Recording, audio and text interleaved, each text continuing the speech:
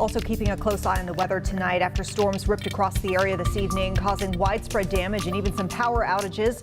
A look now at some gray skies and even a little bit of lightning there in Belmont. And then over in Mooresville, seeing the storms downing trees. Some of that damage could take days to clear. We do want to thank everyone who sent in all of these neighborhood videos. It really does help us tell that story. And so don't forget, if you have any footage that you'd like to share with us, you can always text that to us at 704-329-3600. But right now, thankfully quieter. You could see in this live look over uptown, that uptown Charlotte view cam showing clear skies. Yeah, no rain at all. Chief Meteorologist Brad Panovich in the first warn. Storm Center Brad, sounds like we are getting another round this week. Yeah, thankfully things have calmed down tonight after those rough storms. So we've got another round on the way for Friday. You can see what's left of those storms. They are pretty much dissipating and pushing off to the east, but they did quite a bit of damage in areas of Mooresville. Our next system is beginning to take shape in the middle of the country, producing severe weather tonight in Oklahoma and Texas. That will be moving towards the east tomorrow and eventually heading our way. Let's show you where that microburst occurred in the Mooresville area, produced winds between 65 and 70 miles per hour based on the radar indications. Widespread damage there on the northeast side of town. And if you're wondering what a microburst is, we see these oftentimes in the summer and the late spring. When you get these intense thunderstorms, the dry air aloft evaporates the air. It gets cold, it comes rushing to the ground, and it sometimes could be between wind speeds of 60 to 125 miles per hour.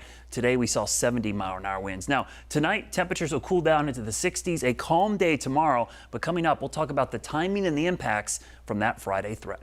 Okay, thank you, Brad. And today's storms left behind a lot of damage. Much of those winds reached more than 60 miles per hour, leaving behind fallen trees and downed power lines. The bulk of the damage was in Mooresville. WCNC Charlotte's Austin Walker joins us live. Austin, it's quiet now, but it was anything but that earlier.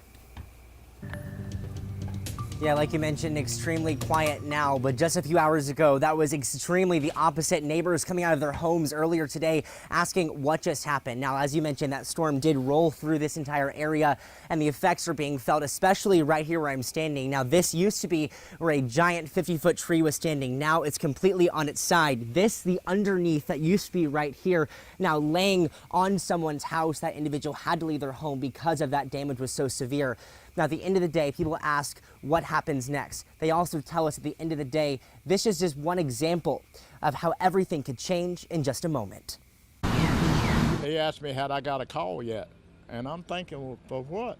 He said there's a big tree laying on the backside of the house. I said, oh, Lord. A moment of shock for Dan Clement. It was mind-blowing, and it took me a little bit to, because I come down by here and I seen it. I had to go on down around the corner, stop for a little bit, get my breath. But in just a moment, it's gone.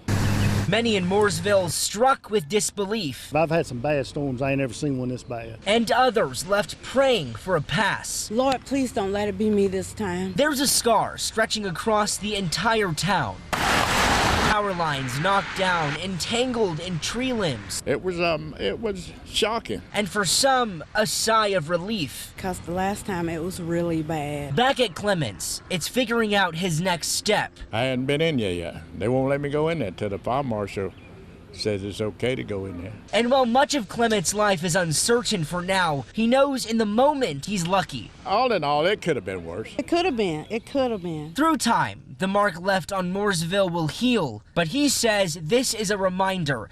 Everything can change in just one moment. Now, again, the city also says, thankfully, there have been no reported injuries or deaths from this storm, which is definitely a good sign. But the city also says that while they are hurting, while things are definitely messed up, as you can see, they will get through it. It'll just take a few extra steps. Fred? Austin, is there anything specifically that the city is doing for people who are impacted?